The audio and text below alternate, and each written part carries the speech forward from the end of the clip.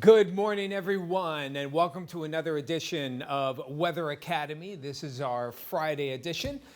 I'm meteorologist Tom DeVecchio, and as we mentioned a couple of weeks ago, we are going to pretty much do the rest of the Fridays through the rest of the year, going back in time to some of the more notable weather events that have happened in our region, Northwest PA, and here in the Erie region. Of course, we've hit the 70s, we hit the 40s with some good snow. We hit the 70s again with some of the snows there as well, and some of the bigger snow events of the 80s. And today we're going to switch and go to some summertime ones. And what I want to start out with is probably the worst severe outbreak that we've ever had in the history of northwestern Pennsylvania, and that is May 31st, 1985. You know, we've had our share of tornadoes move through the Erie region, and in fact, we'll be covering some of those in future ones, some that are a little more recent for those of you who are actual students. Those of you, up to about 15 years old, you won't remember 1985. But if your parents were here, I'm sure that they will. May 31st started out just like any other warm, humid day. We did know, we as in the meteorological community knew, remember back in 1985, I was just starting out in my weather career. And actually, I was still living in Erie. I did not have an official job in weather of yet. I was still looking. But I lived here in Erie when that day happened. And it started out just like any other warm, humid day. It was very warm. Temperatures were expected to hit the mid-80s.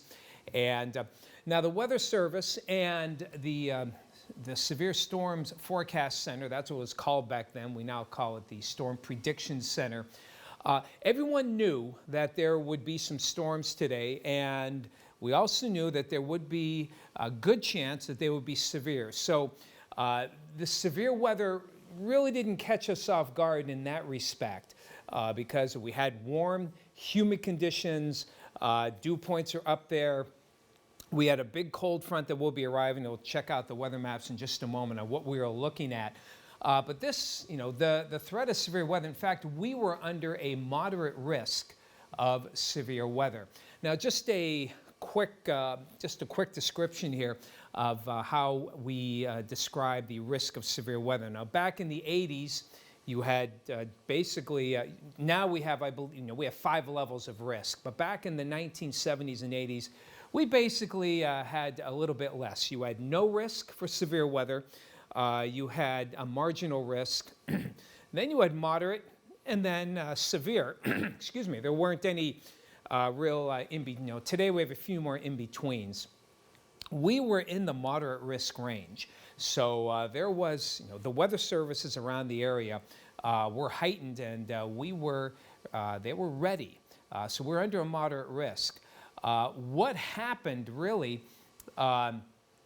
this is one of those deals where, the cap on the lid was so strong at the time that as we got to 3, 4 o'clock in the afternoon, everything was going as planned. The heat and humidity came in, temperatures got up to about 85 here in Erie, a typical very warm, very humid summer day, dew points into the mid-60s, which if you recall is a fairly high humidity, and it showed that we had a lot of water vapor in the air, and the sunshine was destabilizing the atmosphere. And and actually the weather services were getting a little concerned because it was getting to be 2, 3, even getting close to 4 o'clock in the afternoon, and nothing was happening. The front was coming in, and it wasn't even giving clouds or anything like that. And then suddenly around 4 o'clock, things started to change. And, that's where we will pick up from there. Things started to change. At 4 o'clock, a severe thunderstorm watch had been issued. And then at 4:15, as they say, everything let loose. It's almost like somebody, basically opened up the lid and the pressure just came out from there. Warnings were coming out, bang, bang, bang, bang, as the storms went from basically nothing to a line of severe storms, the likes of which we have not really seen. And let's check out some of the damage here. Let's pop up the screen there. This is courtesy of the Erie Morning Times, the Erie paper at the time. We have a couple pictures here from Albion, which really is kind of the epicenter. They're kind of the, let's say, the poster child of the outbreak, at least here locally, because Albion was basically flattened. That is a car on top of some rubble. These tornadoes that went through were some of the strongest that we have seen, and strongest that we have seen. We didn't see any that strong before '85, and we really haven't seen an F4 or what we call an EF4 since then. And it put that car onto the rubble. And incredible picture here. Here's another one, and there are many pictures here if you Google this on the computer. You could imagine. I like and I hate this picture at the same time, because obviously it shows you a tree that is literally twisted and all the damage. But you see the emotional toll of the couple there in front of the tree. I do not know who they are. But you could imagine at 4 o'clock, it was hot, it was humid, and the sun was out, and in less than a half hour, your house was gone, suddenly gone. You know, you heard this incredible rumbling, an incredible freight train, and it's suddenly gone. So that's really, you know, the toll of this was not only the incredible physical toll and the terrible toll that was taken, you know, but it was the emotional toll. I mean, imagine everything that you own obliterated, not just damaged, but obliterated in less than an hour. Imagine how you would feel if that had happened. And the couple there in that picture really epitomized what a lot of people felt at the time. So here is a look at what the outbreak was. Those red lines there are the paths of many of the stronger tornadoes. It's not all of them, but the stronger ones. There were F2s and F3s. And if you notice here, I'm going to get a pointer there. Here is the F4 tornado that hit Albion. You can see it actually started in Ashtabula County and moved to east of Cranesville before dissipating. But it wasn't just Crawford County. Another equally strong F4 started just around the Wattsburg area, moved to areas near Corey, and eventually, this is a very long path into Chautauqua County, New York. Here are a couple of F2s, some near Linesville, a strong F3 from Sagertown right through Centerville, and another one that went through the Cochranton area just south of Meadville. And look at how long this F2 going into an F4 went all the way through Venango County near Franklin, another one Tionesta area into Forest County, and the F5 one, probably the other poster child in Mercer County, Wheatland, the only F5 to affect Pennsylvania. And that was, you know, the F5 is the strongest of the tornadoes at the time, where wind speeds of at least 250 miles an hour, causing total obliteration. So what did we have? What do we look for these outbreaks? This is the weather map this is the morning weather map. It's what we call a classic case of a severe weather update here. We had this strong cold front here, and again, this is at 7, 8 o'clock in the morning. Cold front, this is Chicago. Erie, PA is here, and the front was moving through, while you can't see it here, a lot of sunshine. That was a perfect setup. The front itself helped provide the lift for those storms to develop. But if you recall from a past, from past discussions, it's not just the surface map that we look at. We also look upstairs. We look at what we call upper level maps. Now, this particular map here, we call this the 850 millibar map. 850 is a pressure, millibars is pressure, and that's the pressure approximately 4,000 feet high. And what we look for at this level are strong winds that bring in a lot of moisture in this very short period of time. Now, this was hand-drawn, as you can see. That black arrow right here, this black arrow is what we call it a low-level jet stream. Remember, a jet stream is a movement of very strong winds. And while we think of it more at jet level, any level can have a jet stream. Any level can have some very strong winds. So there was a good, what we call low-level jet, bringing in a lot of moisture. And you can see the meteorologist here drew the frontal systems at the time at the surface. So ahead of the front, we had a strong low-level jet that adds moisture, and it also adds what we call momentum. It adds energy that eventually can spin up into a tornado. And the high dew points that we had helped contribute to the energy. Remember, for a storm, the energy of a storm comes from its moisture. Now, when we go farther up, about 20,000 feet, this is a map at what we call the 500 millibar level. That's about 20,000 feet up. Now, what we look for here, again, we look for, this is where the true jet streak is. And where this red area here, that is the area of very strong winds. And the jet, we call a streak, a jet streak. It's the strongest and the fastest of the winds within the jet stream. Now, at 7 o'clock in the morning, that jet streak was well to the west. But by 4 o'clock, that jet streak would move right over the eastern Great Lakes and over Erie, Pennsylvania. So what the jet streak does, you want to come back to me here, Cindy. What the jet streak does is it provides two things. First, it provides lift. When you have strong movement of air, it acts like a vacuum, and it causes what we call wind shear. Wind shear is the change of wind direction with height. So we had southerly winds here, we had northerly winds aloft, okay, and that causes a spin. And what that jet streak does is it basically changes that spin and try my best here, and put it into the vertical spin that we know of as a tornado.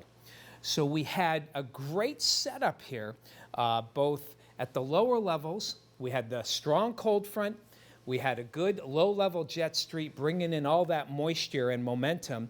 And we had this jet streak right here on the 500 millibar level that caused the lift, and it caused the spin that gave us the tornadoes that you saw here. Okay, well, getting ahead of myself here. So during 1985, those are the ingredients that gave us all of the thunderstorm activity that we see.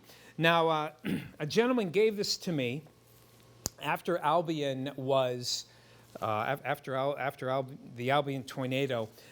Caps were made up here, and obviously you probably can't read this, but what it says here, it says, Albion, I was here May 31st, 1985, and the quotes in big black letters, we'll be back.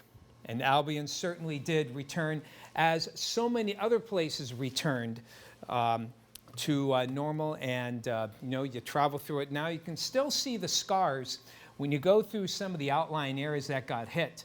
A lot of times, especially in Corey, Tom Atkins and I did a story in 1995. That was on the 10-year anniversary. We went out to Corey, and it was incredible because when you saw, we were in an open field with a tree line in the distance.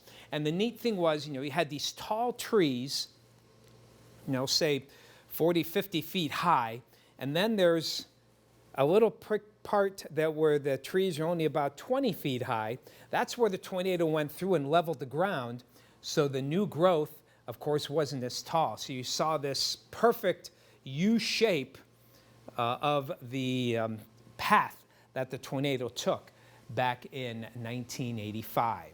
So that was the 85 tornado. Now I want to move just 3 years later now we're shifting to temperatures. Here's a temperature map on June 26th, 1988. Even though it doesn't show on this particular map, Erie is not, but this is a map of the high temperatures for that day.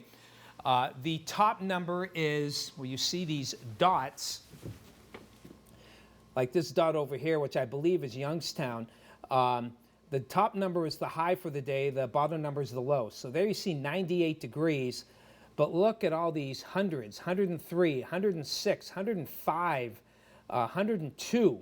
That was the day that Erie hit 100 degrees Fahrenheit. And what's significant here, if you want to come back to me, Cindy, what's significant, it's hard to hit 100 degrees. We talked before about the lake breeze. Oftentimes when we get very hot temperatures, the air rises, the lake breeze kicks in, and it tends to cool us off. So it's really hard to hit 100. Now, back before 1964, the Weather Service was in a spot farther away from the lakeshore. But oddly enough, we never were able to hit 100. Actually, it wasn't so much farther away, but the official recording station was in downtown Erie. When you have the city, you tend to get all the buildings, which tend to make the temperatures hotter. Still, we got to 99 in 1953. Oddly enough, in September of 1953, we hit 99. We never could hit 100. And then when the official recording station was moved in the early 60s to the airport, it was thought that we could never hit 100 officially in Erie because the airport is so close to the lake. But we did manage to do it in 1988, that one time, June 26th, 1988. I remember personally, I had a softball game that day. It was a Saturday, and I'll tell you what, it was definitely a warm one. Now, when we look at the maps, this is the upper, that's that 500 millibar map. And what we look for what we call an omega high. Now, an omega is like an upside down U. Now, this isn't a classic case, but this high extended all the way. If you look here, here's that loop, that upside down U, this curve here, and the high pressure in the center. Even though the center of this was in the Dakotas, the ridging went all the way into our neck of the woods here in Erie, Pennsylvania. So if you come back to me, Sen, we have, when you have high pressure, it compresses the air. When you compress the air, you make it warm. You warm it up. Anytime you compress the air, when the air expands, it tends to cool. When it contracts, it warms up. In this case, we had extreme compression that was strong enough that it kept the lake breeze from coming in. Usually when the winds are really light, the lake breeze is almost inevitable. But the compression was so strong that it kept the lake breeze from kicking into gear, and we hit our 100 degrees. And while we've hit 99 a couple of times since then, we have not hit 100 degrees since. That was June 26th, 1988. So the tornado outbreak and the big heat of 1988, two big times in weather history here in the United States. And that is your Weather Academy for today. And as Craig always said, forgot to put the graphic on here, but what inspires you? Perhaps seeing some of these extreme weather events, maybe it'll inspire you to go into meteorology, but always think about what inspires you. What would make you want to get up each morning and go through your day? Maybe it's weather, maybe it's teaching, maybe it's medical, whatever the case may be. But if weather is your thing, why don't you email us and let us know if you have any questions, or email us with any comments you have about the Weather Academy. So again, thank you so much for joining us here on the Weather Academy. Craig will be on Monday with more, and yours truly here. I'll be back next Friday, and we'll be looking at more big events of the past. Until then, take care. Have yourselves a great weekend.